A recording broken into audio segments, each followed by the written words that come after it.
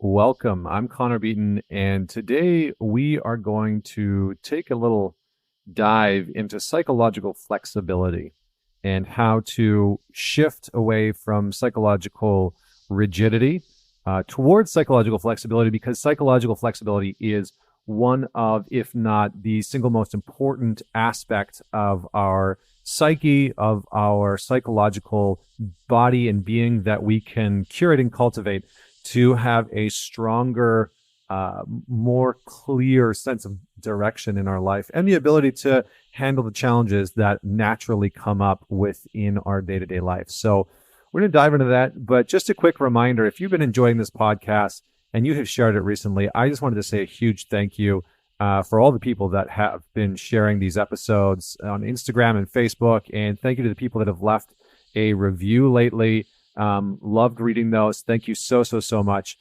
We have continued to grow month after month this year, and I am just so humbled because there are tens and tens and tens and tens of thousands of people that tune into this show every single month now, and we're just growing rapidly. So thank you so much. There's some exciting changes coming in the new year, and I just wanted to thank you all so much for being a part of this community. So if you haven't done so and this episode resonates with you, please share it. Goes a long way. Don't forget to leave us a rating and review.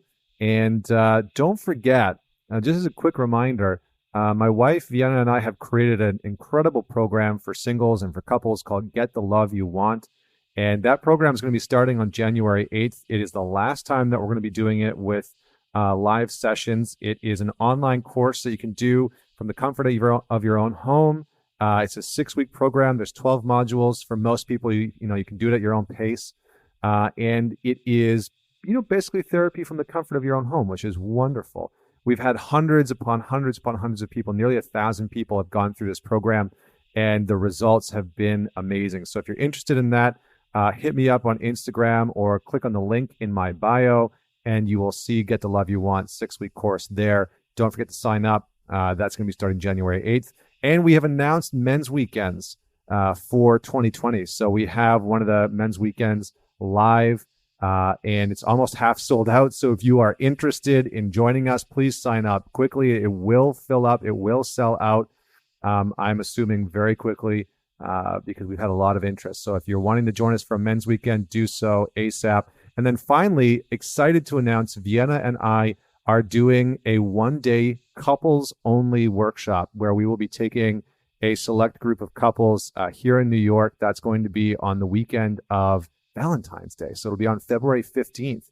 So if you have thought about coming to New York, you are wanting to do a deep dive into your relationship and do some work with your partner, this is going to be a great workshop where we are going to deconstruct the patterns that go into relational conflict and give you real life tools on how to navigate conflict and turn that conflict into deep connection. We're also going to experience the practices of intimacy and desire.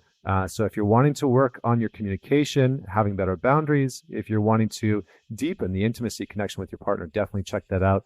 That's on my website, connorbeaton.com, or on Instagram as well. So let's dive in. Now that the housekeeping is out of the way, let's dive into the concept of psychological flexibility. So this actually comes from acceptance and commitment therapy, which was created by Stephen Hayes. And I actually had Stephen on the podcast not too long ago, and we talked about acceptance and commitment therapy, or ACT. And we talked about his recent book.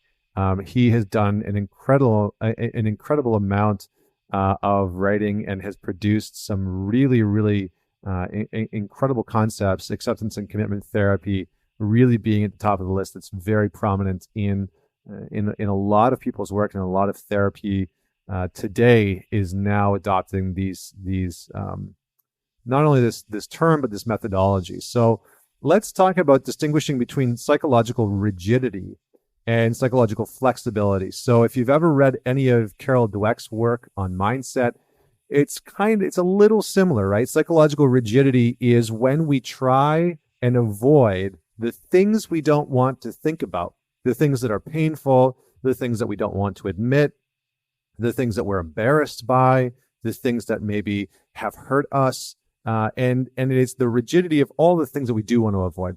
And so, in a way, psychological rigidity is what creates our shadow, our psychological shadow, which you've probably heard me talk a lot about, and will hear me talk a lot more about in the coming year. So when we are rigid in our thinking, when we're rigid in what we are avoiding, and when we are trying actively or unconsciously to avoid things that are painful or embarrassing or that cause anxiety, it will create a large shadow. So when we are more psychologically flexible, when we shift into this space, this usually comes when we are able to turn towards our suffering or our pain rather than away from it. So in Stephen's latest book, he talks about the need to pivot, and he talks about the 6 pivots to be more psychologically flexible. So I'm going to outline them here and add just a little piece into each of them. And I hope that you enjoy this. I would encourage you to write them down if you can, and to look for the ways in which you can start to implement these pivots in your everyday life. So let's talk about pivot number 1. Pivot number 1 is diffusion. Now, this requires pivoting from cognitive fusion, or buying into our thoughts and never questioning them, or never setting the proper boundaries. So this means that rather than never questioning our thoughts, so let's say you and your partner have an argument, or you and your boss get into a conflict, and you have thoughts that start to come up, negative thoughts, self-deprecating thoughts, judgmental thoughts about the other person. Rather than fusing with those thoughts and accepting them at face value without questioning them, we pivot towards a space of starting to question whether or not those thoughts are actually true. And what this does is this creates a little bit of psychological distance between us and the thoughts that are just naturally occurring. Now, this in itself, this very first pivot can be absolutely monumental, because for most people, they never really challenge or question their internal dialogue. And so when a thought comes up of, oh, I hate that person, or oh, I'm really angry at that person, or I can't believe they said that or did that, we never really question whether or not the validity of that thought holds true, whether that thought should be taken at face value. So this requires us to just turn towards our thought, recognize what's coming up, and start to question, is that true? Do I really need to be so upset about this? Is it true that person betrayed me? Or is the judgment that I have about that person accurate? Are my thoughts really truthful, or are they leading me astray? And we can start to discern and sort of diffuse some of the emotional weight that can happen because of those thoughts, simply by creating a little bit of distance and not fusing with them. Pivot number 2 is the pivot of self. Now, this requires us to pivot from a sorry, I almost had a little laugh there. I got this scene from Friends. I don't know if you guys remember this, if there's Friends watchers out there, but I remember back in the day watching Friends, and there was one episode where Ross wanted wanted Chandler and Joey. I think I'm getting his name wrong. Joey, to bring the couch up the stairs. He wanted to move a couch into his new apartment. And as they're moving the couch up the stairs, Ross is just constantly saying, pivot, pivot. And so if you're a Friends watcher like I was, I'm just getting a kick out of this because I'm saying pivot a whole bunch. So, okay, getting back on track. Pivot number 2 is the self. Now, this requires us to pivot from a conceptualized sense of self, or from a hardened ego self, so again, that's the fused self, to a perspective-taking self. Now, just to go a little bit deeper, this means that there is a letting go of attachments to who we are psychologically, to witnessing perspectives of what's present and what might be true. This is the practice of cultivating deep awareness. Now, I'm just going to try and break this down as simply as possible, okay?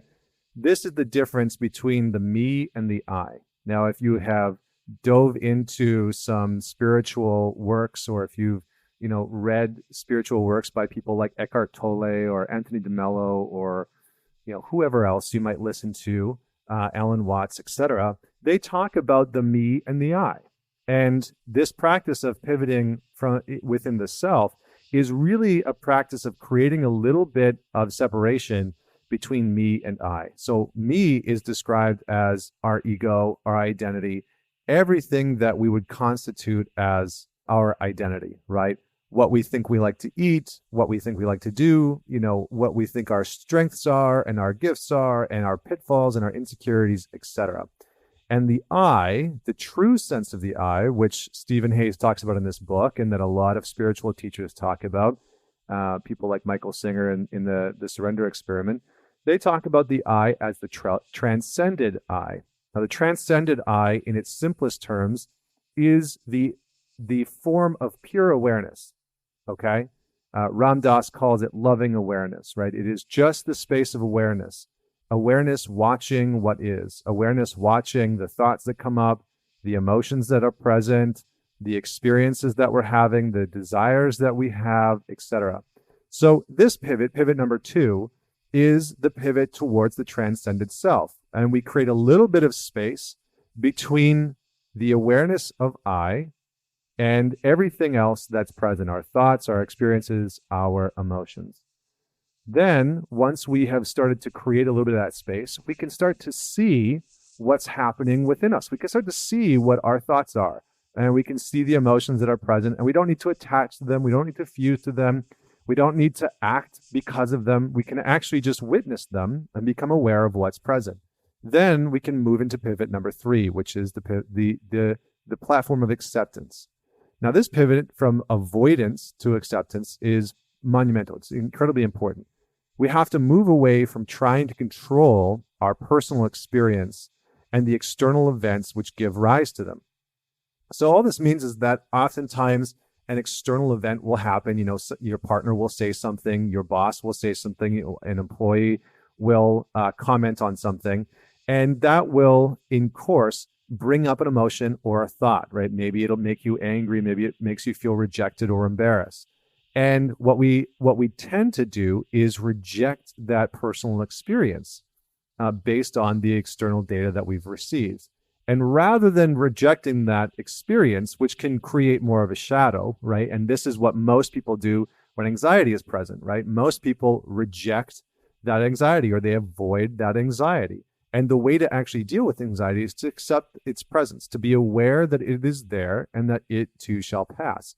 So we have to notice what we're avoiding, but we can only notice what we're avoiding when we've done the work of step 2 and step 1, when we've accepted and we've cultivated a sense of awareness so we can become aware of what we're avoiding and we can turn towards it and start to accept it. Pivot number 4 is presence. And we move from the rigid attention to past future, and become more aware of the now. So you've probably heard a lot of people talk about this, Eckhart Tolle being probably the main one in the power of now. A lot of the spiritual teachers talk about how the essence of existence is only in the present moment. And that most of our suffering, if not all of our suffering, and I don't want to get into a debate about this right now, but most, if not all of our suffering comes from the worries of the past, the regrets of the past, the I should have, I could have, etc., and the worries and anxieties of the future. That's why depression is a past-based dysfunction, and anxiety is a future-based dysfunction. Depression is usually there because we haven't done or experienced or said or owned what we really needed to in the past. And anxieties are there because we are fixated and worrying about something that could potentially happen in the future. So this is the practice of pivoting back towards the now, pivoting back towards presence in the moment. And to notice that the me, right, that version of our ego and our identity might be freaking out about what could happen tomorrow or what our girlfriend or boyfriend or husband or wife or child might say when we have the conversation with them about X, Y, and Z, and moving back into the present moment where everything is generally okay. Moving back into being aware of what's happening, being aware of our breath, being aware of our surroundings, being aware of the thoughts and the emotions that we're experiencing, and allowing for all of that allowing for ourselves to accept all of that as much as we can. Now, number 5 is the pivot of values. Now, this pivot is basically from being socially compliant and socially compliant to the social goals and expectations and values that society or your family or friends have put on you, to a space of self-chosen values. Now, here's the catch.